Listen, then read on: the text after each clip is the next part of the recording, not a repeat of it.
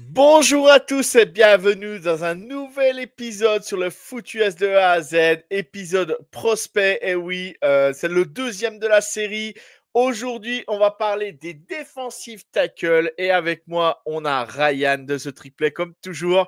Comment tu vas, Ryan? Ça va ou quoi, Joe? Bah, ça va très bien, ça va très bien. On va se voir très souvent ces jours-ci, hein, dans les semaines qui arrivent. Et en plus, on aura le plaisir de t'avoir. Je fais la petite promo là pour ceux parce que ça sortira au moment juste avant la mock draft du vendredi 11 avril sur la chaîne. Donc, tu seras avec moi et Tristan. Vous serez avec moi, un peu les spécialistes avec moi pour débriefer les choix des GM. Il y aura 32 GM différents qui viendront annoncer leur choix. Fan de franchise. Et ça va être cool, c'est une première sur la chaîne et je pense ça va être bien animé et on va bien se marrer aussi. Donc ça va être cool. Moi, j'attends surtout de voir l'organisation, hein. Tu le sais, nous, on fait le live draft tous les ans. On a Ouais. connu justement les épisodes très chargés avec énormément de monde où tu as des timings et tout un petit peu à respecter. Et j'attends de voir. Moi, je pense que ça va être plus long que ce que toi t'anticipes. Bah, tu me connais, hein, niveau timing, je suis pas le meilleur. Non, mais même au-delà de ça, tu vois, même nous qui vraiment essayons de respecter un maximum les timings à fond, ça déborde toujours. Et puis en fait, tu as des joueurs sur qui il y a des débats intéressants, donc tu vas y Ouais. passer un petit peu plus de temps que sur d'autres.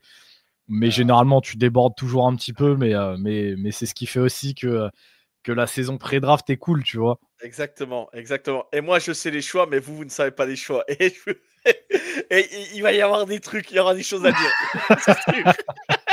C'est sûr, parce que la mock, on l'a commencé, voilà, elle est finie, elle est en off, voilà, pour tout vous dire. Et du coup, bah, moi, je sais tous les choix. J'ai fait mes visuels.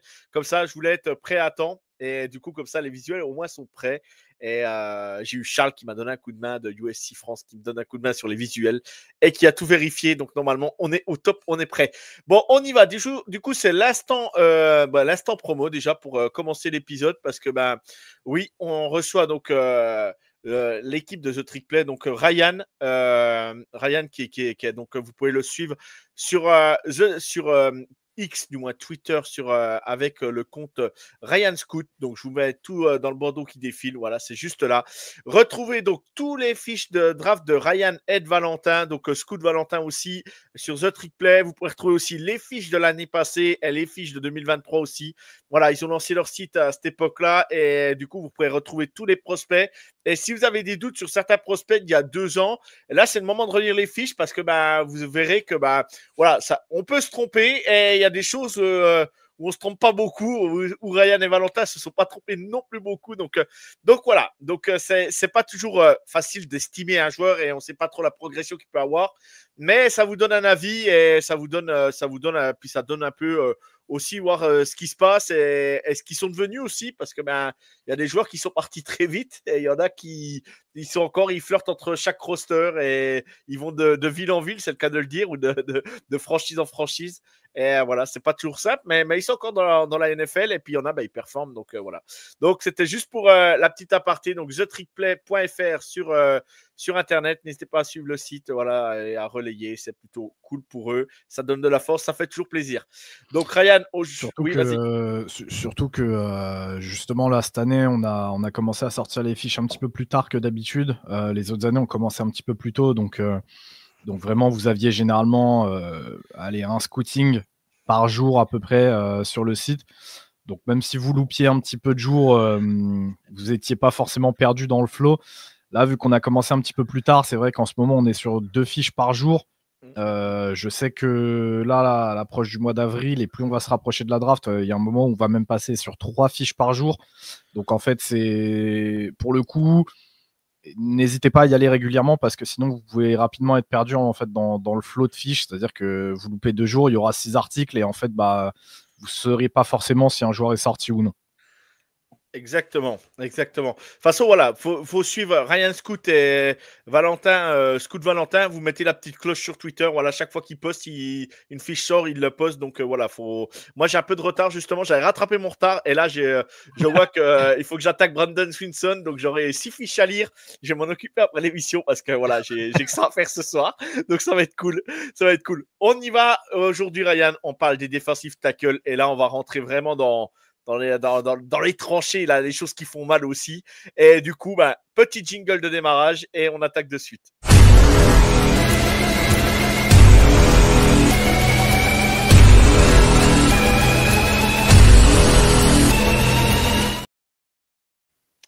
Et on va commencer tout de suite. On va commencer par un joueur qui, allez, un joueur qui divise, mais un joueur qui je sais pas quoi penser, parce que tu as posté sa fiche il y a pas longtemps, et du coup, bah, moi, ça m'a mis un peu dans le doute sur lui, et on va voir ce que ça donne. On va parler tout de suite de Walter Nolen, donc joueur de Ole Miss, qui arrivait cette année, je crois, si je me trompe pas, Ole Miss.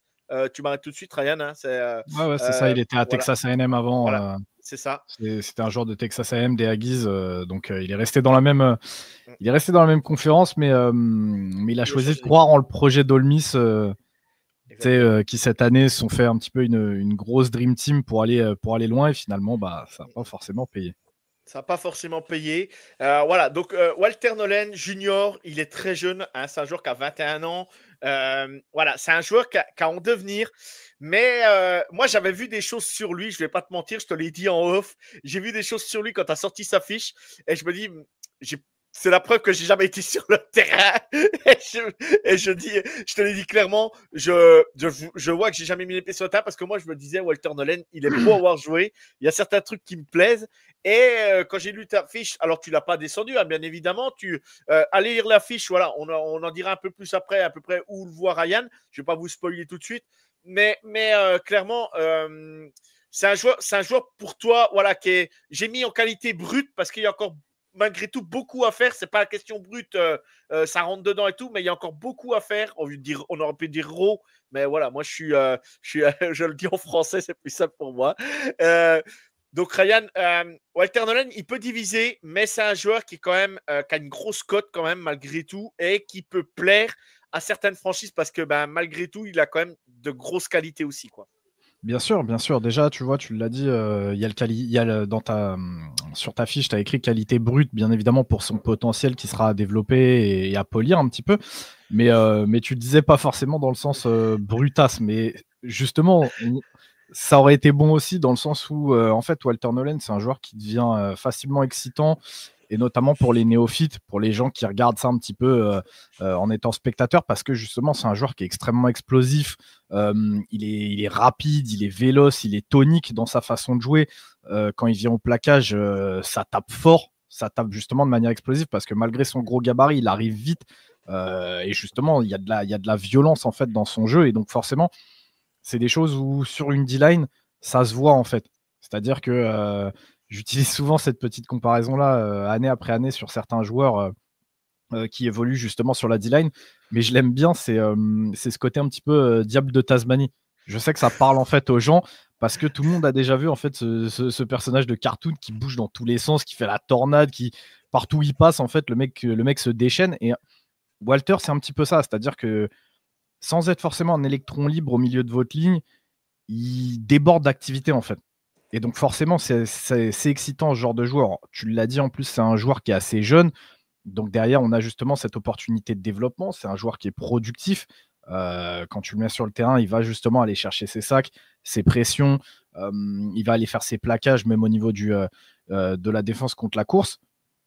Maintenant, là où il y a certaines personnes qui le voient quand même très très haut, moi j'ai quand même quelques petits doutes. J'ai des petits doutes, notamment à cause de son gabarit, notamment.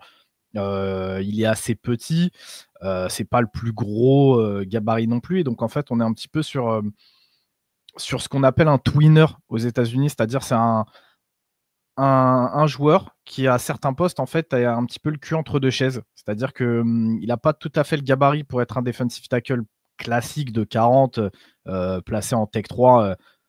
Prenez là en tête, je sais pas moi, un gars comme Ndamu Kongsu, et en même temps il n'a pas le physique d'un edge. Et il n'a pas les qualités non plus d'un edge. Mais par contre, il est vraiment sur l'entre-deux. C'est-à-dire qu'il y a certaines choses où tu te dis, mais bordel, un defensive tackle n'est pas censé bouger comme ça, il n'est pas censé être fluide comme ça, il n'est pas censé être aussi explosif. Et d'un autre côté, tu te dis, bah mais si je le mets sur un edge, ça n'a pas cette puissance, ça n'a pas ce contrôle. Et donc en fait, tu as vraiment cette espèce de balance de qu'est-ce que l'équipe qui va le drafter va vouloir en faire. Est-ce qu'il est capable de jouer defensive tackle tech 3 sur une 40? Oui, je pense que oui, mais il y aura quand même quelques limitations, et notamment sur sa défense contre la course, où à mon sens il a encore des progrès à faire, et notamment sur ce qu'on appelle le gap control, c'est-à-dire le fait de contrôler vraiment son gap de responsabilité, de ne pas se faire bouger. Walter, c'est pas le meilleur là-dedans. Il préfère shooter son gap, ce qu'on appelle un gap shooter. C'est-à-dire, en gros, tu lui dis, écoute, ta responsabilité, elle est là. T'as pas à faire de lecture, fonce dans le gap. Va foutre le chaos, va créer le chaos, en fait, sur cette ligne de scrimmage. Walter est vraiment meilleur sur ça. D'ailleurs, la plupart des plays qu'il fait pour défendre la course, c'est quand il se débarrasse très, très rapidement du O-line, de son vis-à-vis. Et en fait, il plonge directement dans le backfield adverse pour aller faire un jeu. C'est pas attraper son O-line et rester sous contrôle et garder son gap. C'est pas le jeu de Walter de faire ça. Donc oui, il sera capable en fait de jouer defensive tackle tech 3, mais c'est pas forcément son meilleur poste. Après, j'ai entendu dire qu'il faudra peut-être le faire jouer donc en tant que defensive end sur des fronts 40 en débalancé, donc côté fort ou faible, ça dépendra vraiment du système et du personnel qu'il y aura en face. Pareil, je ne suis pas sûr que ce soit lui rendre service, parce que même s'il y a cette explosivité, il n'a pas les qualités d'un vrai edge ou d'un vrai D-end à pouvoir bend correctement. Oui, il y a des qualités, il sera capable de le faire, par exemple, sur un jeu, deux jeux, sur un match, mais il ne sera pas capable en fait de le faire, à mon sens, régulièrement et de manière récurrente. Donc moi, je trouve en fait que Walter, son vrai potentiel, ça serait plutôt d'être un defensive end sur un front 30 en fait, et sur un front 30 type 34, un petit peu plus classique, où là en fait vraiment on va essayer de le mettre en face d'un tackle et le laisser travailler en fait un maximum en 1 contre 1. Si le cordeau d'en face décide en fait de mettre une double team sur lui, ça va forcément libérer quelqu'un, et en fait sur un front 30 classique, on sait qu'en Tech 0, il y aura un gros nose extrêmement physique qui lui-même va déjà demander d'avoir une double team, parce que tu ne pourras pas le laisser en 1 contre 1 vu la puissance qu'il a. Donc en fait, tu te dis que si le nose il est pris en double team, si Walter est pris en double team, ça fait que sur tes 5 O-line, tu en as déjà 4 qui sont pris pour 2 joueurs. Donc en fait, ça te crée forcément des problèmes, ça te crée des soucis. Est-ce que tu joues à 1, 2 tight end? Est-ce que tu gardes ton running back en protection de passe, mais du coup, ça te fait une cible en moins pour ton pour ton QB? En fait, c'est plus dans ce sens-là. Ou alors tu le laisses en 1 contre 1, mais en 1 contre 1, tu le mets en 1v1 contre un tackle, il est plus puissant techniquement, il est quand même très explosif, donc ça devient compliqué, ça devient un match-up favorable pour la défense. Moi, c'est plutôt comme ça que je verrais Walter Nolen. Maintenant, comme je te dis, je pense qu'avec un petit peu de développement, il pourrait tout à fait jouer Tech 3 sur une 40. Mais j'ai du mal, moi, à le voir comme un premier tour. Tu vois, je sais que beaucoup de gens le voient premier tour. Moi, j'ai quand même quelques petites interrogations sur ça, parce que justement, ça reste un produit qui est loin d'être fini. Il y a encore énormément de travail avec lui, et donc il faudra aussi le mettre dans de bonnes conditions pour qu'il puisse performer, quoi. Ok. Ben moi, ma question, voilà, ben tu as répondu. J'allais te demander voir si, parce qu'on avait pu lire, voilà, j'avais pu lire aussi comme toi, certains qui le disaient peut-être en défensive N et tout ça. Mais tu as très bien répondu. Tu as anticipé ma question qu'allait venir. Voilà, Walter Nolen, moi, je le voyais fin de premier tour ou début de deuxième. Je le voyais pas non plus dans le top 15. Voilà, faut être clair. Mais voilà, c'est un joueur qui divise. C'est un joueur qui peut, une équipe peut tomber amoureux de lui et le prendre très, très rapidement. Du moins, très rapidement. Ça, c'est pas dans le top 5 non plus, hein, je dis pas ça. Mais dans le top 15, Ouais, plutôt par là, top ouais. 15, ouais. Il y en a Plutôt, un qui ouais, peut. aux alentours à partir du 12e. Ouais. J'ai pas la liste sous les yeux, mais je pense que à partir du 12e choix. Et après, ouais, c'est pas déconnant. S'il y a une équipe qui tombe vraiment amoureuse de lui, c'est pas déconnant. Ouais, bien sûr, bien sûr.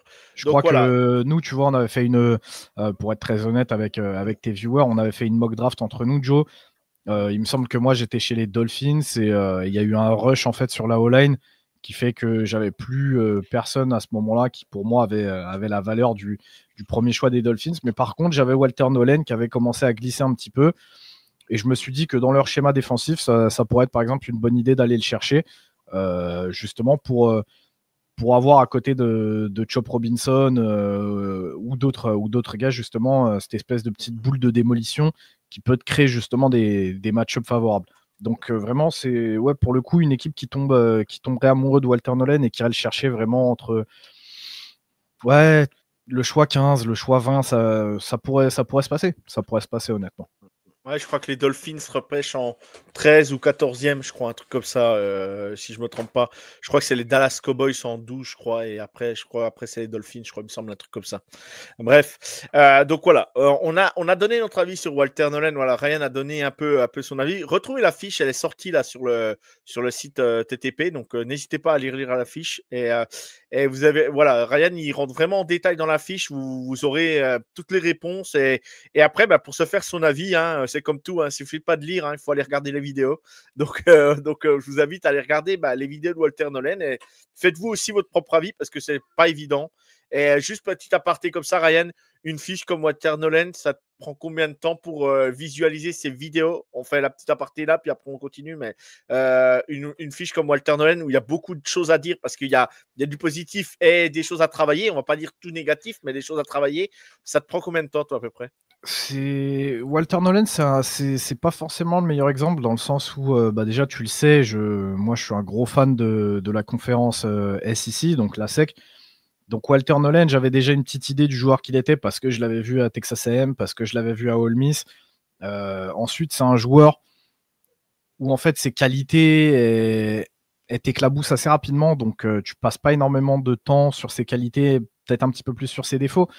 Mais sur Walter Nolen, ça m'a pris combien de temps?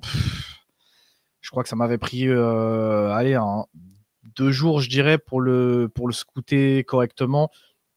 Je crois que sur Walter Nolen, je me suis fait quoi? Je me suis fait 4 ou 5 matchs sur Walter Nolen de cette saison.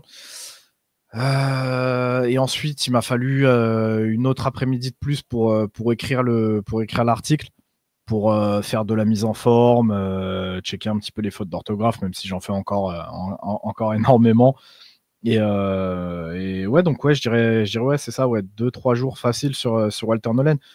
Mais comme je t'ai dit, c'est pas Walter, il faisait partie justement des mecs sur qui j'ai pas passé trop de temps. J'ai d'autres profils, j'ai d'autres joueurs qui pour le coup demandent beaucoup plus de temps que Walter Nolen. Arrête, Alessandro. Et donc voilà, vous avez un peu voilà, l'idée que c'est Ryan. Voilà, c'est pas une après-midi ou 3 tapes sur une vidéo. Voilà, c'est vraiment complet. On va enchaîner, Ryan. On va passer à un autre joueur du coup. On va passer. Je vais le prendre tout de suite. Ouais, on va partir du côté d'Ohio State et on va parler. Donc on va parler de Tyleik Williams. Tyleik Williams, voilà, je cherchais son prénom, pardon. Donc Tyleik Williams, voilà, 6'3", de 327, c'est un joueur qui est senior, 22 ans, il a fait 4 saisons à Ohio State, voilà, donc c'est un joueur qui est, voilà, c'est un joueur, voilà, lui, il ne faut pas s'attendre à aller le chercher au premier tour, hein, bien évidemment, mais c'est le petit sleeper qui a surveillé peut-être, voilà. Petit sleeper, j'irai pas jusque-là non plus, parce que je pense qu'il garde quand même une certaine valeur. Tyleik, il l'a montré cette saison. Il a quand même une belle cote. Il sera pris, je pense, un petit peu après un Walter Nolen. Mais il devrait pas slider non plus trop. Pour le coup, lui, je le vois pas sortir, tu vois, du deuxième jour de la draft. Je pense même qu'il y a des chances qu'il sorte dès le second tour, selon les besoins des équipes.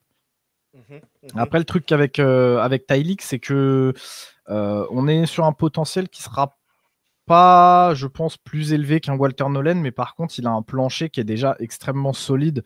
On parle d'un joueur qui, en fait, dès sa sélection, sera capable tout de suite de rentrer dans la rotation et même potentiellement capable de tout de suite être titulaire, tu vois, en NFL. Lui, pour le coup, contrairement à un Walter Nolen qui était petit mais assez léger, Tyleik est tout aussi petit, mais il est quand même beaucoup plus costaud. Lui, pour le coup, je pense que son rôle parfait, ce serait justement d'être defensive tackle tech 3. Il a des capacités en termes d'explosivité, en termes de technique, qui font que ce serait, à mon sens, un gâchis de le mettre en nose tackle. Maintenant, il pourrait très bien être nose tackle sur certains packages. Je pense des situations de passe évidentes où tu joues qu'avec 3 vrais vraie D-line où là, ouais, effectivement, tu vas le mettre nose parce qu'il sera capable de générer de la pression, ou même certains packages en nickel où tu as quand même 4 personnes sur la ligne, ou si tu sais que tu es vraiment sur une situation de passe, pourquoi pas le mettre en nose tackle avec un autre defensive tackle typé pass rush. Mais ouais, en tout cas, Tyreek, on est sur un plancher qui, à mon sens, est peut-être plus élevé que celui de Walter Nolen. Pas dans ses performances, mais plutôt dans sa constance, en fait. Tu sais ce qu'il va t'apporter chaque match, tu sais qu'il va pas te faire de dinguerie, tu sais qu'il va pas trop se trouer. Là où Walter Nolen, j'avais un petit souci sur justement sa capacité de gap control. Tyreek, il est beaucoup plus à l'aise là-dedans. Maintenant, c'est peut-être un pass rusher un petit peu moins tonique, un petit peu moins explosif qu'un Walter Nolen, hein. C'est aussi d'ailleurs pour ça qu'on voit que sur les stats, il y a un petit peu moins de sacs. Mais c'est pas le même joueur, c'est pas le même rôle. La comparaison vraiment s'arrête là, tu vois. Donc un petit peu plus bas, on met un plancher, je pense, un petit peu plus élevé, quelque chose, une sécurité en fait, qui t'apporte que Nolan n'aura pas forcément, en fait, tu vois. Nolan a un petit peu plus ce profil de boomer bust que Tyreek. Tyreek, je pense que c'est le mec où, même si en fait il répond pas forcément aux attentes que l'équipe va placer en lui, il restera quand même un sacré joueur de rotation. Et si ton defensive tackle 1 ou 2 se blesse dans la saison, t'es content en fait d'avoir Tyreek Williams. Tu sais que le mec va venir et qui va faire le job, en fait, tout simplement. Ok. Moi, quand je disais par rapport, oui, sleeper, je me suis peut-être mal exprimé, mais c'est par rapport à ses stats. Alors, les stats, on les oriente comme on le veut, hein. On peut en dire ce que l'on veut. Les stats, quand elles nous arrangent ou qu'elles nous arrangent pas, on va dire, regarde, il est pas bon, regarde ses stats. Mais toi, tu as regardé le joueur, tu l'as vraiment scouté, c'est le cas de le dire. Et du coup, voilà, toi, plus deuxième tour. Moi, je me disais, il peut sortir du deuxième, mais toi, non, tu penses pas qu'il sort du deuxième? C'est possible. C'est possible, en fait. Comme je t'ai dit, ça va vraiment dépendre de ce que les équipes vont voir chez lui. Tu as des équipes qui vont complètement être capables de le voir comme un obstacle de front 4. Et à partir de là, en fait, tu as une position value qui va décroître un petit peu. Mais sur les faits, que tu me dises qu'il sortent du deuxième tour, ça serait pas choquant non plus, étant donné que moi, comme je t'ai dit, je le vois partir au deuxième, mais je le vois pas partir dans le top 10 du deuxième tour, tu vois, plutôt vers la deuxième moitié du deuxième. Donc ça va dépendre de ce que les équipes voient en lui. Comme je t'ai dit, moi je pense qu'en Tech 3, il serait capable de faire quelque chose. Maintenant, il y a quand même un vrai potentiel aussi en tant que nose tackle, hein. Il a des qualités physiques qui font qu'il est capable de le faire. Il a une certaine force, il a une mobilité qui n'est pas déconnante. Donc, à voir. Et puis, en fait, le vrai truc, c'est aussi que si tu souhaites le mettre en tant que Tech 3, il va aussi falloir travailler sur sa palette de pass rush qui, pour l'instant, n'est pas la plus belle qu'on ait pu voir sur les postes de defensive tackle, quoi. Ok. Bon, c'est très bien, c'est complet. Juste, voilà, moi, quand tu disais qu'il était plus lourd que Walter Nolen, voilà, il fait 25 litres de plus, je crois, un truc comme ça de tête. Voilà, c'est vraiment à ce niveau-là, c'est énorme et ça compte, quoi. Ça compte, quoi. Sur des joueurs comme eux dans les lignes, ça compte, quoi. Je pense que ça compte. Ok, très bien. Donc voilà, Tyreek Williams, donc vous l'avez, il peut sortir très bien. Voilà, dans le deuxième, voire troisième, mais voilà, il a sa place, il devrait pouvoir trouver l'équipe. Et malgré tout, voilà, il a quand même l'expérience d'Ohio State, grosse conférence, grosse équipe. C'est quand même, voilà, il a plutôt bien travaillé de ce côté-là. C'est un très bon joueur, hein. Attention, c'est Tyreek Williams, c'est un très bon joueur de foot, hein. Même si, en fait, c'est aussi, tu viens de me tendre un petit peu la perche, mais chaque année, je le répète, pour beaucoup de personnes, en fait, j'ai l'impression que la draft, elle se résume au premier, deuxième tour. Et en fait, si t'es pas pris dans ces tours-là, t'es une merde. Mais les gars, en fait, ces tours-là, c'est vraiment pour aller chercher des joueurs au potentiel star. La plupart de vos effectifs en NFL, la plupart de vos équipes, vous regardez peut-être 60%, 70% de l'effectif, il est fait avec tous les tours qu'il y a après, voire même des undrafted free agents.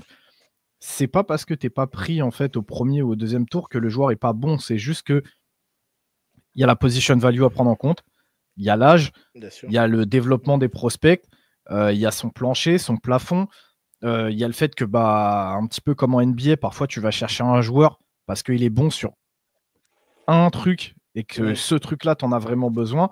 C'est pour ça qu'on le dit souvent chaque année, quand tu as besoin absolument de pass rush ou besoin de renforcer ta défense contre la course, en fait, tu as besoin d'aller renforcer ta défense contre la course. Tu ne vas pas chercher Walter Nolan, tu vas chercher Tyreek Williams si tu as le choix entre les deux. Sauf que Tyreek Williams a moins de valeur. Donc pourquoi aller le chercher en fait au premier ou au deuxième tour quand tu le regardes et que tu vois que le mec chute et qu'en fait il est encore là au troisième? Tu vas le chercher au troisième. Il t'aura coûté moins cher et il va te rapporter la même chose. Donc c'est vraiment ça qu'il faut se mettre dans la tête. Pourquoi avec Val on s'énerve quand on dit que des mecs vont chercher des énormes projets physiques au deuxième et que ça nous énerve? Parce qu'en fait, nous, dans notre façon de voir les choses, c'est plus au niveau du troisième jour que tu vas chercher des joueurs comme ça, au quatrième tour, où là, vas-y, tu commences à rentrer justement dans le moment où tu as eu ton joueur star avec le premier tour, ensuite avec le deuxième jour de la draft, tu as eu des joueurs solides et qui vont venir renforcer ta rotation. Là, tu rentres dans le troisième jour, c'est le moment de te faire plaisir. Donc, ouais, au quatrième, si tu as envie d'aller chercher un espèce de boomer bust, parce que le mec, il fait 2 mètres pour 140 kilos, mais il court le 40 yards en 4-2, vas-y, va le chercher maintenant, même si le mec, tu lui mets un ballon dans les mains, il bave, tu vois. Tout est question de valeur, et en fait, la draft fonctionne comme ça. Tyreek Williams, c'est un très bon joueur de foot. Il a juste pas la même valeur que d'autres profils qu'on a avant lui, quoi. Par contre, aller chercher au premier tour, ça serait un gros reach par rapport à son niveau, quoi. Du moins, gros reach. Pour moi, ce serait un gros reach dans le sens où il aurait été disponible plus tard. Maintenant, tu sais comment ça se passe aussi la draft. Des fois, tu as des équipes qui tombent amoureuses d'un joueur. Exact.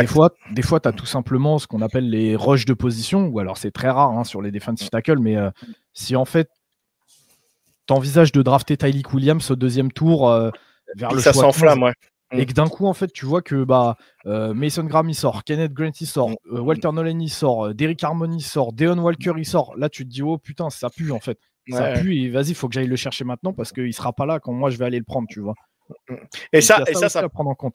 C'est vrai que ça peut arriver. On l'a déjà vu certaines années sur des postes, par exemple, cornerback et tout ça, qui sont des postes vraiment avec des gros potentiels. Et c'est vrai que quand ça part. D'un seul coup, tu te dis, purée, qu'est-ce qui se passe? Il s'est fait ça met le feu. Il y a 3 équipes qui prennent 3 corners d'un seul coup. Et du coup, tout le monde s'affole. Alors que c'était pas prévu, parce que c'est ça aussi qu'il faut se dire, c'est que les mecs, ça reste des êtres humains, les GM, les coachs. Et quand pendant 2-3 mois, en fait, tu t'es fait le film de la draft dans ta tête en réfléchissant à tout ce qui pourrait se passer, et qu'en fait, tu arrives le soir et que ça se passe absolument pas comme ça, et que là, ça part en couille complet, en fait, tout le monde se chie dessus. Il y a un petit peu des moves de panique, et c'est comme ça que tu as des fois des rushs sur certaines positions.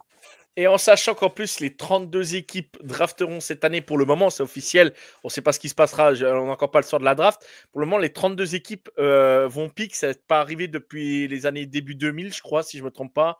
Et là, les 32. Et il suffit qu'il y ait, il y a une équipe qui veut le remonter du deuxième tour et remettre un peu le feu. Voilà, je dis par exemple. Je choisis une équipe comme ça, les Browns qu'on choisit au deuxième et qui veulent remonter et qui prennent une position et qui prennent un joueur que personne n'attendait. Et là, du coup, tu vas avoir des coups de fil, ça va monter, ça va bouger. Et on l'a déjà vu. Hein, et des équipes, elles vont redescendre. Style les Vikings, il y a 2 ans, je crois, ils n'avaient pas arrêté de reculer, quoi. Tu vois, et tu te dis, mais qu'est-ce qu'ils font, quoi? Et tu sais pas. Il y a des jours, d'ailleurs, moi, cette année-là, je leur en avais voulu. C'est l'année de Kyle Hamilton, si je dis pas de conneries. Ouais, je crois. Ouais, parce que je leur en avais voulu de ouf, en fait, parce que les mecs reculent, et pendant, je crois qu'il y a 2 ou 3 opportunités d'aller choper à Kyle Hamilton, et ils reculent, ils laissent les Ravens le pick, et derrière, les mecs vont te chercher un Lewis Ciné, et ça m'avait rendu fou, en fait, de te dire, putain, t'as besoin d'un safety, et tu joues avec le feu comme ça, enfin, bref, c'est... Ouais. Et Lewis Ciné, en plus, il faisait un bon début, et après, il s'est pété la patte, et il n'est jamais revenu, quoi. C'était à Londres, je crois, en plus, vous étiez au match, je crois. Ouais. C'était ça, en plus, hein. Ouais. C'était ça. Ouais. Tu vois. Ok, bon, très bien. Allez, on enchaîne. On a parlé donc de Tyreek Williams, et maintenant, on va partir sur un joueur que beaucoup de monde attend, que beaucoup de monde annonce très haut. C'est Kenneth Grant, donc le le defensive tackle de Michigan. Il y aura un autre de Michigan peut-être après. On spoil pas. Donc voilà, Kenneth Grant, voilà, donc 21 ans, junior. Voilà, il a remporté le titre l'année dernière avec Michigan. C'est un joueur qui est vraiment qui est sérieux. C'est un joueur qu'il faut suivre. Pour moi, c'est un vrai joueur de cette position. C'est un mec qui est capable de vraiment te proposer beaucoup de choses. Après, il y en a, il l'annonce très, très, très, très haut. Et alors, de le voir très, très, très haut, moi, par exemple, top 10, pour moi, c'est trop. Je l'annonce, moi, c'est mon point de vue perso. Moi, s'il tombe deuxième partie de premier round, ça me choquera pas. Par contre, si une équipe monte ou pour aller le chercher ou un truc comme ça, et puis le prendre dans le top 10, je ne serais pas convaincu. C'est mon point de vue perso, j'en ai même pas parlé à Ryan. Voilà, Ryan, tu nous dis ce que tu en penses. Je suis d'accord avec toi que, à mon sens, il mériterait pas forcément un choix du top 10, mais de par sa position value plus que par son talent, en fait. Kenneth Grant, un petit peu comme pour Tyleek, il est plutôt orienté nose tackle, tu vois, que defensive tackle. Je trouve qu'il a des limitations vraiment pour jouer en tech 3. Hein. Quand je dis nose tackle et defensive tackle, c'est surtout à ça que je me réfère. Je pars généralement d'une position classique d'une D-line à 4 joueurs. Et donc, d'été, je parle d'un joueur en defensive tackle tech 3, nose tackle plutôt d'un joueur donc, en tech 1. Là, les responsabilités ne sont pas tout à fait les mêmes. Et pour moi, Kenneth Grant, c'est vraiment un nose tackle. Il incarne vraiment tout ce que la NFL recherche aujourd'hui chez un nose tackle moderne. Pendant des années, les nose tackles, c'était surtout des énormes gabarits physiques qui n'avaient pas des capacités athlétiques extraordinaires, mais qui étaient là en fait pour avoir un rôle de ce qu'on appelle gap eater, c'est-à-dire un mec qui mange les gaps très clairement. Et en fait, parce que le mec était tellement énorme qu'il se fout dans son gap, il bouge plus, que tu es obligé d'envoyer en fait 2, voire parfois même 3 O-line sur lui pour le faire bouger. Le poste a changé, c'est plus véritablement ça. Maintenant, on demande quand même au nose tackle d'être capable d'être efficient sur le pass rush, d'avoir des capacités athlétiques, d'être explosif. Et en fait, Kenneth a tout ça, mais il n'a pas la palette de pass rush, à mon sens, encore assez développée pour te permettre en fait de le mettre en position de tech 3. Par contre, sur une position de tech 1, il aura justement, en fait, ça lui suffit. Ce qu'il a actuellement, ça lui suffit, ses capacités athlétiques lui suffisent en fait à te dire tu ne peux pas le laisser en 1v1 parce que si tu le laisses en 1v1, c'est chaud, il va mettre la pression. Et d'ailleurs, c'est ce qui s'est passé toute l'année avec Michigan et avec Mason Graham. C'est qu'en fait, choisis ton poison. Est-ce que tu préfères laisser Mason Graham en 1 contre 1 et spoiler alert, c'est pas une bonne idée? Ou est-ce que tu préfères laisser Kenneth Grant en 1v1 et spoiler alert, c'est pas une bonne idée? Donc en fait, il y a vraiment ce côté extrêmement fort en fait sur la défense contre la course, juste assez fort au niveau du pass rush pour pouvoir être un danger si tu le mets sur la position de nose tackle et de ne pas pouvoir le laisser en 1 contre 1. Tu as les capacités athlétiques, tu as le fait qu'il soit extrêmement jeune, tu as sa mentalité aussi qui est très importante parce qu'on ne le dit pas souvent, mais nose tackle, c'est un poste qui est extrêmement ingrat. Généralement, tu fais peu de stats, tu es constamment en 1 contre 2 au minimum. Tu fais vraiment le sale boulot, c'est-à-dire que tu vas aller boucher des gaps, tu vas aller te manger des O-line lancés dans la gueule pour qu'en fait tes linebackers brillent ou que tes DN brillent ou que ton defensive tackle brille. Et c'est vraiment un poste qui est ingrat et malgré tout, il faut en fait te dire qu'à chaque jeu, tu y vas et tu fonces dans la mêlée et tu vas te salir alors qu'au final, tu vas peut-être finir le match à un plaquage et tu auras fait un bon match en fait. Et sur ça, Kenneth, il est exemplaire. Si vous suivez un petit peu le college football, je pense que vous aurez forcément vu des images de lui qui datent de l'année dernière, où en fait le mec est empêtré dans le trafic et il va te faire une poursuite sur 12, 15, 20 yards pour aller rattraper un porteur de balle. Même chose, c'est le genre de truc que tu ne vois pas chez les nose tackles parce que généralement, d'habitude, c'est des gros gabarits, c'est des mecs qui sont assez gras, assez lourds, qui s'épuisent vite. Je vous le dis très clairement, pour avoir été au contact de mecs de ce gabarit-là, la plupart, c'est des flemmards, donc ils n'ont pas envie de faire trop d'efforts non plus, ça les fait chier. vois un mec de son gabarit, on parle quand même d'un mec qui a 340 pounds, faire ce genre d'effort-là pour aller rattraper un running back et parfois même sauver le touchdown d'une équipe. Je vous le dis, l'année dernière, c'est aussi grâce à des actions comme ça que Michigan va jusqu'au titre. Et moi, c'est le genre de choses que je value énormément.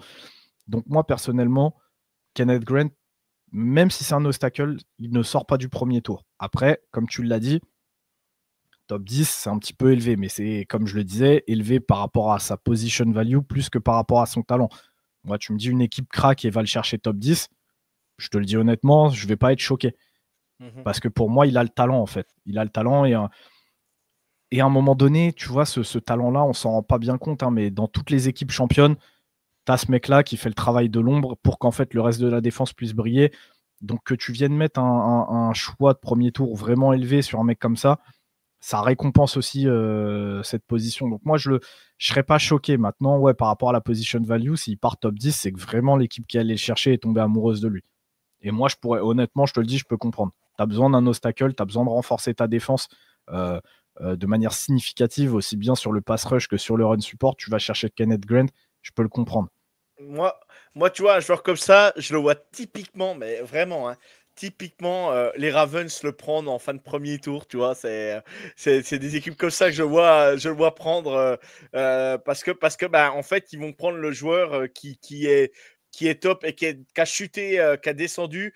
Et je me dis, bah, les Ravens peuvent tomber. Ils aiment bien prendre des joueurs un peu comme ça aussi qui descendent, qui descendent. Et eux, la plupart du temps, les Ravens, ils attendent, ils attendent. Et la plupart du temps, bah, ils se servent parce que bah, les joueurs, ils tombent. Et on l'a vu sur certains joueurs. Tout à l'heure, tu as parlé de Kyle Hamilton. On a déjà vu d'autres joueurs arriver chez les Ravens et tomber comme ça tout doucement. Et moi, je dis eux ou pourquoi pas aussi les Chargers. Tu vois, en plus, c'est Harbaugh. En plus, je dis ça comme ça. Mais c'est vrai que les Chargers, j'avais pas fait le rapprochement tout de suite. Mais une équipe comme les Chargers peuvent tomber sur lui et aller le prendre à ce moment-là. En plus, bah, voilà, Harbaugh, il le connaît par cœur. Donc pour moi, voilà. Et en fait, je me dis, en fait, les équipes qui vont aller le prendre, tu vois, je me dis, c'est des équipes qui sont plutôt complètes. C'est ce que je viserais. Un joueur comme ça, tu en as besoin dans les équipes qui sont bien complètes, quoi. Tu vois, c'est des équipes qui peuvent aller. Mais après, je peux me tromper. Hein. Je peux me tromper. Non, mais non, t'as raison. Mais en fait, le truc qu'il faut aussi se dire, c'est que oui, les équipes NFL et tu as certains front office qui sont un petit peu stupides, mais un joueur comme ça, il est utile peu importe la physionomie de ton équipe. C'est-à-dire que, comme tu as dit, c'est un joueur qui est utile.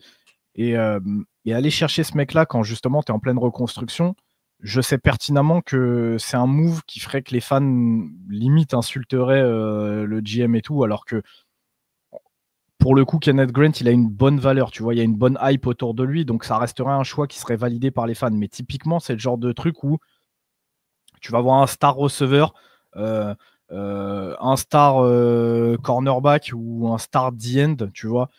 C'est un truc qui fait bander les gens. Les gens, ils veulent avoir ça, ils veulent avoir leur star à une position premium, alors qu'un mec comme Kenneth Grant ou un obstacle vraiment très bon sera pour ta reconstruction infiniment supérieur dans le sens où dans les années qui viennent, tu risques d'en avoir d'autres, des joueurs stars à des positions premium. Tu en as en fait tous les ans finalement. Même dans les drafts un petit peu faibles, tu arrives à avoir ce joueur-là un petit peu star. La preuve cette année, la cuvée de cornerback par exemple, elle est faible. Bah, tu as quand même du Travis Hunter, du Will Johnson, tu sais, qui vient et qui se présente à toi. Même dans les cuvées faibles, sur ces positions-là, généralement, tu auras un mec qui clique et qui va faire vendre des maillots et qui va faire kiffer les gens. Mais par contre, avoir un obstacle qui est capable de te cimenter vraiment ta D-line et en plus de rendre les joueurs autour de lui meilleurs, même si c'est pas justement des foudres de guerre, moi, je trouve que c'est infiniment plus important que d'avoir un joueur star qui finalement va peut-être pas briller parce que bah, tu as un DN, c'est bien. Si tu joues tous les jeux à son opposé, il va pas pouvoir être capable de faire tous les jeux non plus. Tu vois, même chose pour un cornerback. Donc pour moi, dans tous les cas, en fait, ce genre de joueur-là, c'est important, tu vois. T'as ton, t'as ton micro qui est Pardon. Non, mais c'est très bien. J'avais besoin d'avoir ton point de vue, ton analyse sur lui. Voilà, moi, je critique pas le joueur, bien évidemment, hein, parce que, comme tu dis, à moi, des no-stackles qui jouent comme ça et qui font le boulot, tu dis, lui, il est pas fainéant, hashtag comment il s'appelle celui des Jordan Eagles Davis. Jordan Davis, ouais. Jordan Davis, voilà. Donc, mais bon, Jordan Davis a une bague, donc faut plus rien dire. Ouais, non, c'est pas qu'il faut plus rien dire, mais c'est qu'au moment de sa draft, il y avait des vraies questions quant à ça. Et après, il y a un truc qui aide, c'est que Jordan Davis, il finit aux Eagles. Donc en fait, tu te mets au diapason parce que tu as toute l'équipe autour de lui qui tourne, tout le monde bosse, et qu'en fait, le mec voit que s'il se met à bosser, il peut aller chercher une bague. Et en fait, le mec se met au diapason, tu vois. Demain, t'aurais foutu, je sais pas moi, Jordan Davis, tu le mets aux Browns. Il prend une défaite, 2 défaites, et au bout d'un moment, vas-y, nique. J'ai pas envie, en fait, tu vois. Ouais, c'est ça. Et la carrière, c'est pas la même du tout, tu vois. Et je dis les Browns, no offense aux Browns, je peux vous en citer d'autres, des équipes de merde, mais encore une fois, no offense. Désolé, mais c'est la vérité. Regardez le pull que j'ai, il y a quelques années, l'équipe de merde, c'était moi. Je vous rappelle que pour les plus anciens, on a signé un mec qui s'appelle Albert Ainsworth, et qu'en mode hygiène de vie crapuleuse, on se pose là. Mais donc, c'est ça que je veux dire, avoir ce genre de joueurs-là qui, en fait, n'ont pas besoin d'être poussés au cul ou d'être mis dans des bonnes dispositions pour vraiment se la donner et arriver avec la bonne mentalité, je trouve que c'est hyper important, tu vois. Ok, non mais c'est important. Moi, j'accorde beaucoup ça aussi au niveau des joueurs. Je suis je le prétends, comme je dis, moi, je suis passionné. Je suis pas un connaisseur. Je suis vraiment un passionné de ce sport. Je l'ai découvert vraiment tard, et voilà, tout ça pour dire qu'en fait, moi, j'accorde beaucoup c'est mon ancien, on va dire. Passé de footballeur classique, on va dire. J'aime les joueurs qui ont un instinct, un QI foot et qui réfléchissent et qui sont pas fainéants sur le terrain. Et j'accorde beaucoup d'importance à ça, même dans tous les sports. J'aime les joueurs qui se donnent à fond. Et tant pis, perdu pour perdu, mais au moins tu fais le truc et tu te donnes pour ton équipe. C'est hyper important. Et je trouve que c'est des valeurs qui devaient être, c'est ce qu'on aime dans le sport, des mecs qui se donnent à fond, même avec des défauts, des qualités, mais au moins les mecs qui se donnent toujours à fond. Et ça, c'est ce que j'adore. On va passer au prochain joueur, Ryan. Et là, c'est ton petit bonbon du jour, on va dire, parce que celui-là, tu l'as découvert en scoutant un autre joueur. Voilà, je lis exactement ce que tu as dit sur ta fiche draft, sur sa fiche draft. Voilà, et en effet, en allant le voir, c'est vraiment un joueur qui est hyper intéressant. Écoutez bien et allez voir son scouting, parce que Ryan, je crois que il est déjà présent. Donc, on va parler donc de Tyre Robinson, le defensive tackle de Nebraska. Et là, il y a un joueur, ça déménage. On peut dire ça comme ça. Pour le coup, c'est le cas de le dire. Donc comme tu l'as dit, Tyre Robinson, c'est un mec que j'ai découvert assez tard. Vous savez, je suis toujours honnête avec vous et je vous mens pas. C'est un mec que j'ai absolument pas vu l'année dernière. Pourtant, le joueur que je scoutais à Nebraska était déjà là l'année dernière. Donc le joueur que je scoutais, c'est un nose tackle qui s'appelle Nash Hutmacher. J'aimais bien les petites qualités qu'il avait l'année dernière quand je regardais le match de Nebraska, et donc je l'ai noté sur ma fiche l'année dernière. Finalement, il s'est pas présenté, il est revenu pour une saison, donc je l'avais noté dans ma liste de joueurs à faire cette année. Et en fait, le truc, c'est que j'étais devant les tapes de Nebraska, et alors Hutmacher, il faisait son taf correctement, mais c'est pas lui qui brillait sur cette ligne défensive des Cornhuskers, c'est Tyre Robinson. Et pour le coup, quand je vous dis qu'il brillait, c'est pas qu'il brillait un petit peu, c'est que le mec flash, en fait. Tu regardes le match et tu vois que lui. C'est-à-dire que jeu après jeu, le mec pénètre la ligne, il fait des gros jeux, il explose des O-line. Et je me dis, mais bordel, mais c'est quoi ce mec?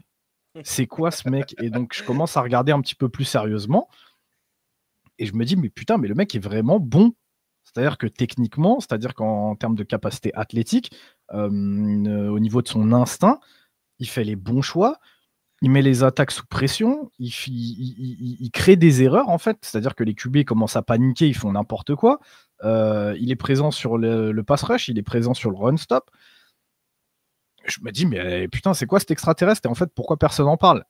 Et donc, je commence à me renseigner un petit peu, et justement, je vois que le mec, c'est un senior, c'est un super senior, qu'il a 23 ans, qui va sur ses 24, si je dis pas de bêtises. Ouais, moi, j'ai mis 24 ans sur Wikipédia, j'ai trouvé 24 ans. Donc après, parce qu'il a eu 24 ans en mars. Il a eu 24 ans en mars, donc en fait, c'est un joueur âgé qui, au final, a été productif vraiment cette année.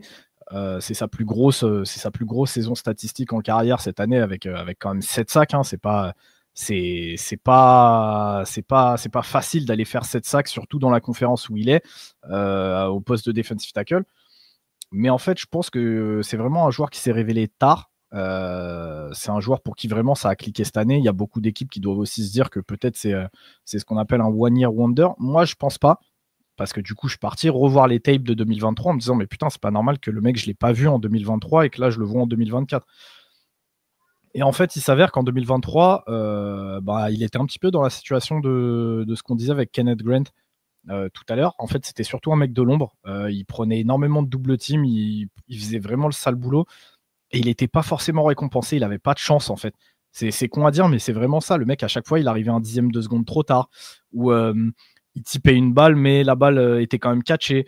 Il venait taper le QB, mais tu te demandes comment le QB est resté debout. Tu vois, et que des trucs comme ça, en fait. Et donc, ça se voit pas sur la fiche de stats, et pourtant, il était bien là quand même. Du coup, j'ai commencé à regarder un petit peu plus sérieusement. J'ai vu que c'était la période du combine. Et là, en fait, ça a hyper monté d'un coup parce qu'au combine, avec un gabarit assez énorme, pour le coup, Joe, toi, tu as les stats pré-combine. Après combine, il a été mesuré à 6,5 et il a perdu pas mal de poids en trop. Donc, c'est ça, je vois 288 LBS, je crois que tu as mis sur sa fiche. Et moi, sur ESPN l'annonce à 6,6, 310 LBS. C'était les chiffres qui étaient donnés à Nebraska. Et d'ailleurs, tu le vois sur les images, il est un petit peu plus bedonnant que les images qu'on a pu voir notamment au Senior Bowl. Et pour la taille, rien de bien fou. Hein. C'est des choses qu'on peut voir chaque année avec les mesures qui sont prises par les facs. Mais donc en fait, il a perdu un petit peu plus de poids pour être encore plus athlétique. Et ça s'est vu en fait au combine. Il a fait un 40 yards de zinzin, je crois, en dessous des 5 secondes. Donc pour son gabarit, c'est juste ouf.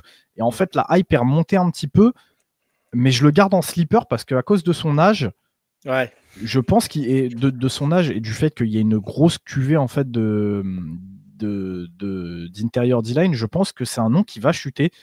C'est un gars qui pourrait très bien être là encore au 3e tour et il y a un monde où potentiellement il peut glisser en début de 4e, tu vois.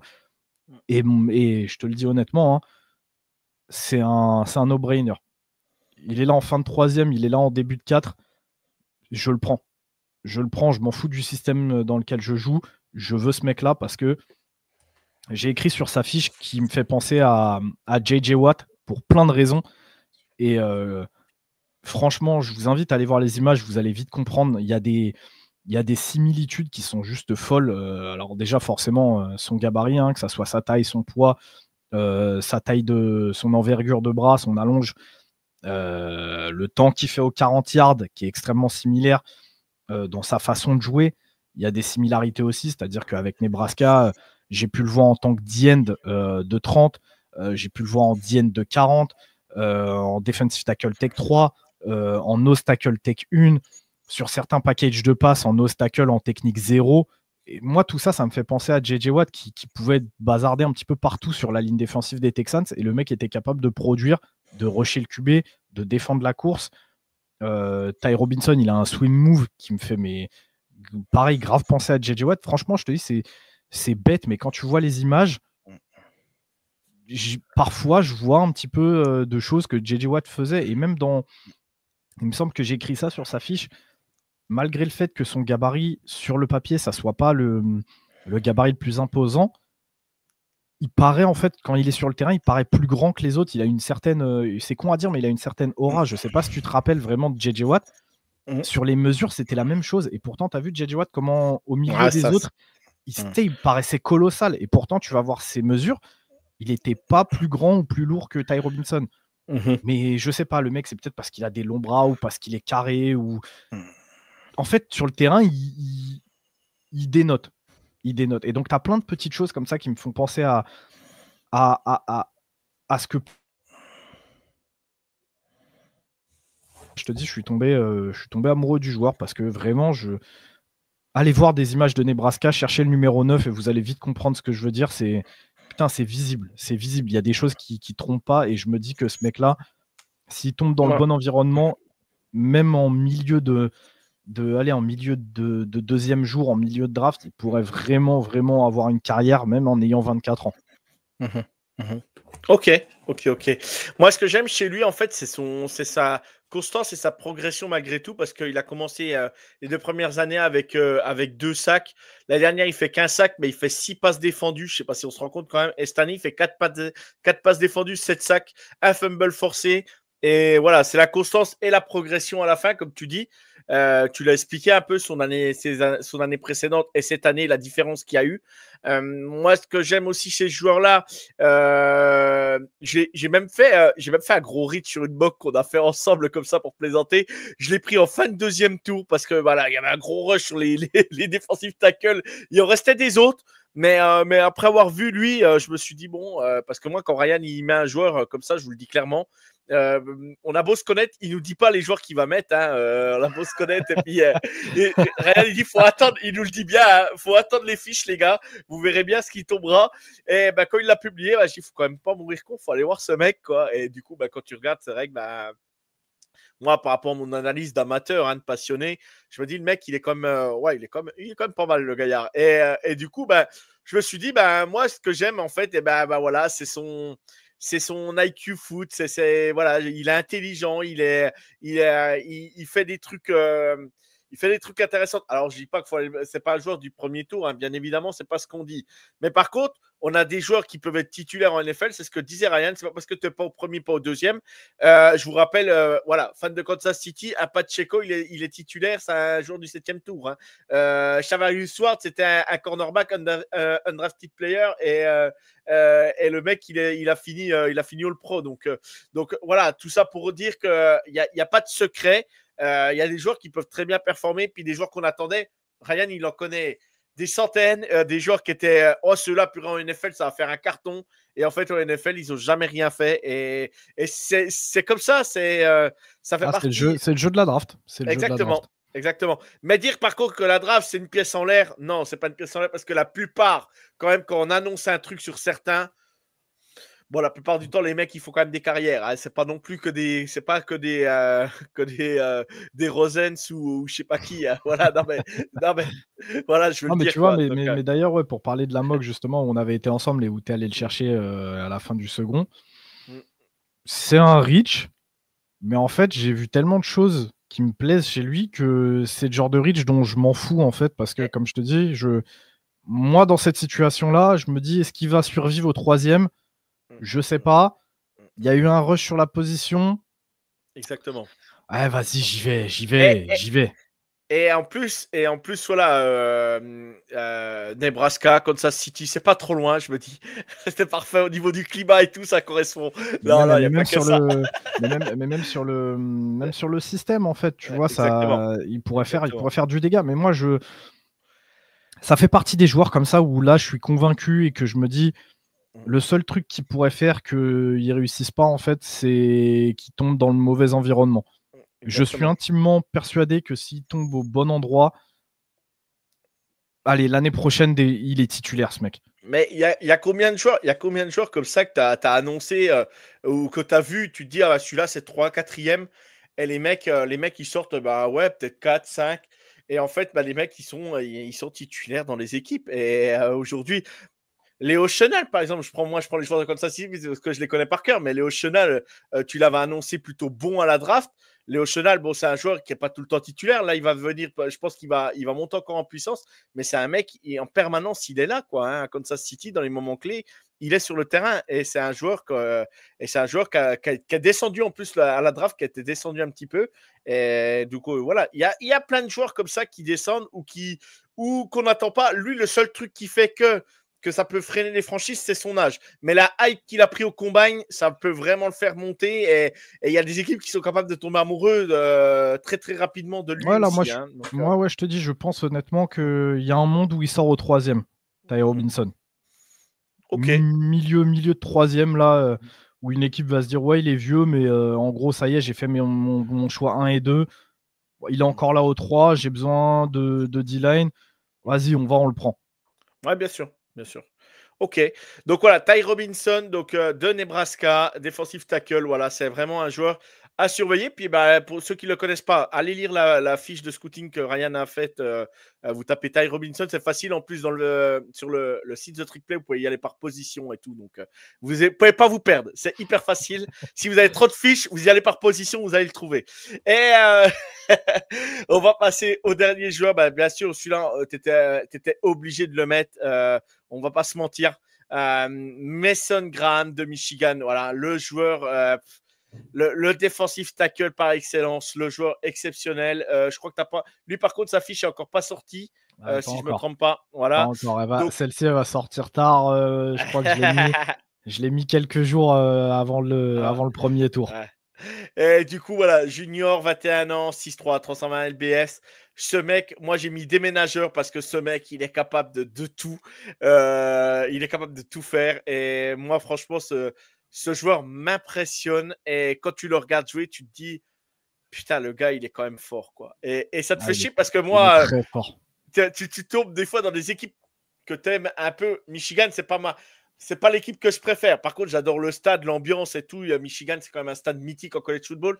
Mais quand tu regardes les matchs contre Ohio State, contre tout ça, et que tu vois qu'il te fout la merde et qu'il t'explose la O-line en face et tout, et tu te dis, ouais, bah, Mason Graham, quoi. Ouais, bah, Mason Graham. Ouais, c'est Mason Graham, quoi. Et du coup, bah, il te fait des matchs et le mec, voilà, et même si en stat, il a pas non plus 90 000 sacs, mais le mec, si c'est pas lui qui sac, c'est un autre à côté de lui parce qu'il a fait tout le boulot à côté, quoi.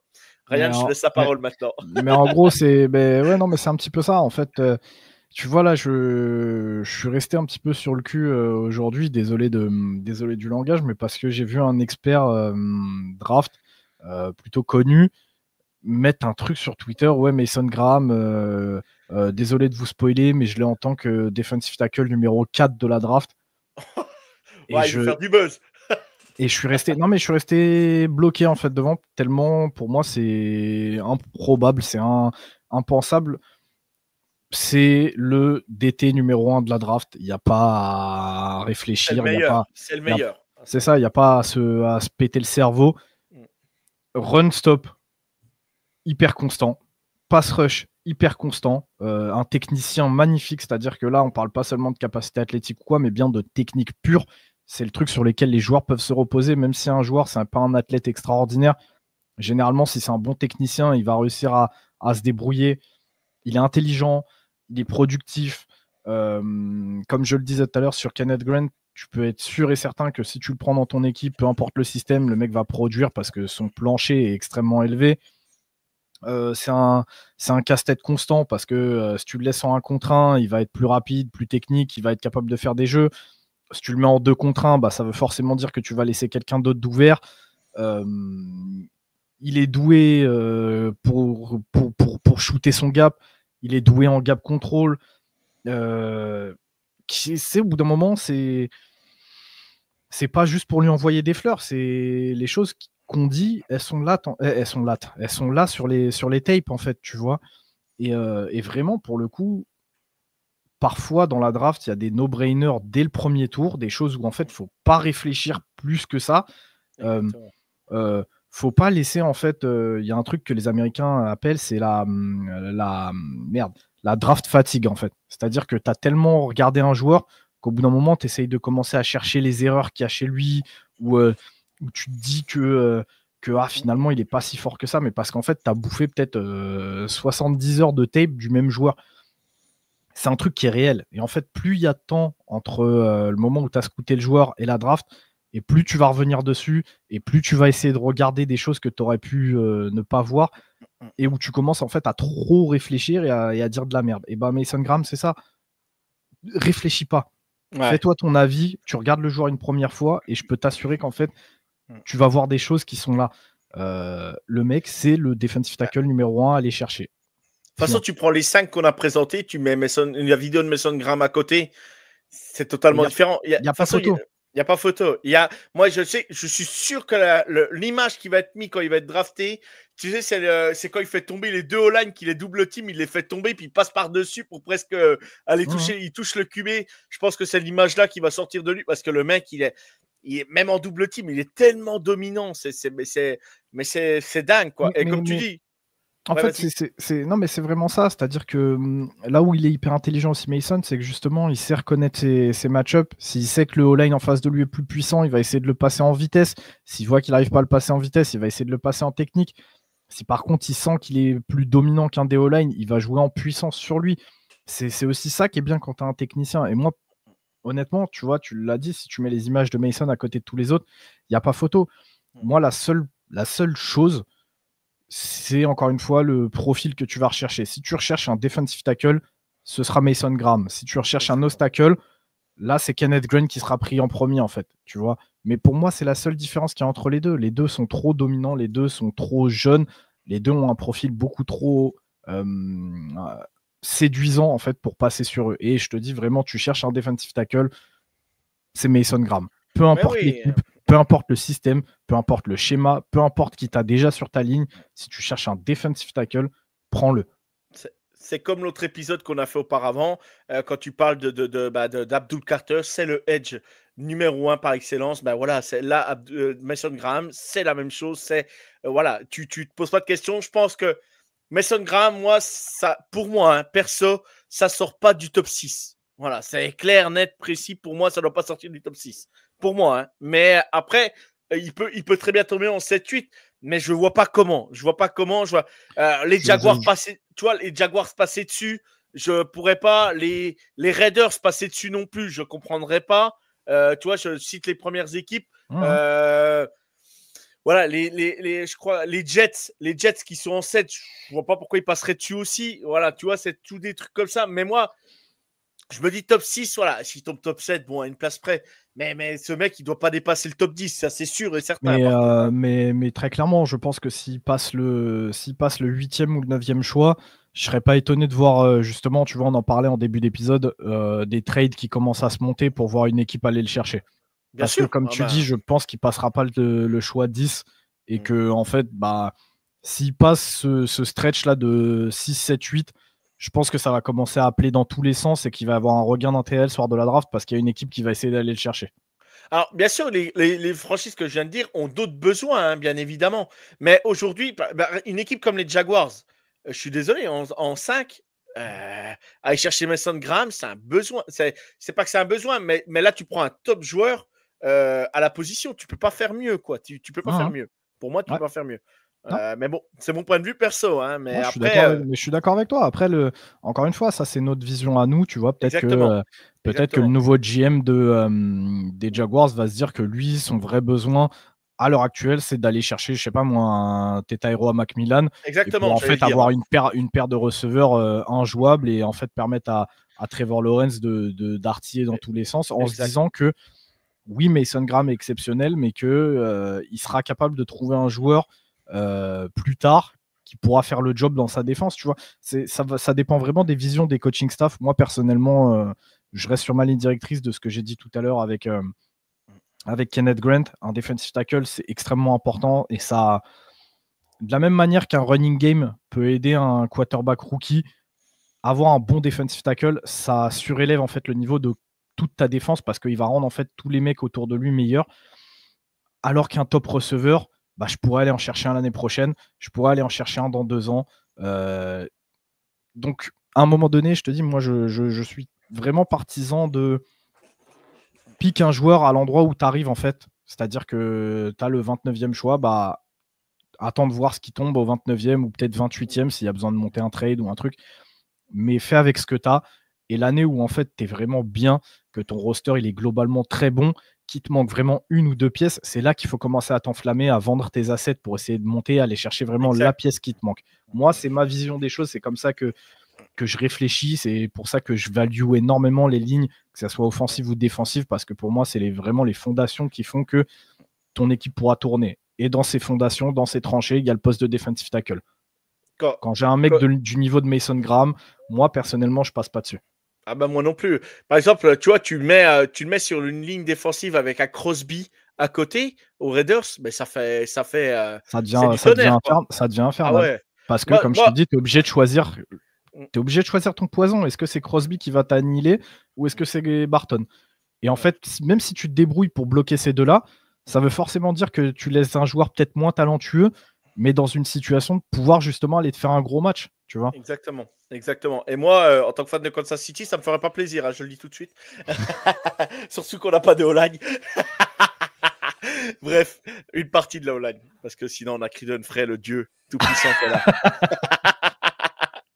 Bon, très bien. Allez, on a fini cet épisode sur les defensive tackles. Je répète vite fait. Donc, on a présenté Mason Graham, defensive tackle de Michigan. On a aussi présenté Kenneth Grant, aussi qui est defensive tackle, nose tackle, on va dire plus précisément, de Michigan. On a présenté Ty Robinson de Nebraska. On a présenté Tyleik Williams d'Ohio State et on a présenté aussi Walter Nolen de Ole Miss. Voilà, c'était cet épisode-là sur les defensive tackles. Ryan, encore merci pour tout, pour cet épisode. C'est un plaisir. Et n'oubliez pas, donnez de la force à la team TTP, thetrickplay.fr. Voilà, donnez de la force, republiez les posts. Ça fait toujours plaisir pour les copains. Et on vous souhaite une bonne journée ou une bonne soirée, suivant comment vous écoutez l'épisode. Que Dieu vous garde, car moi, j'ai pas le temps. Ciao Ryan, ciao tout le monde. Ciao.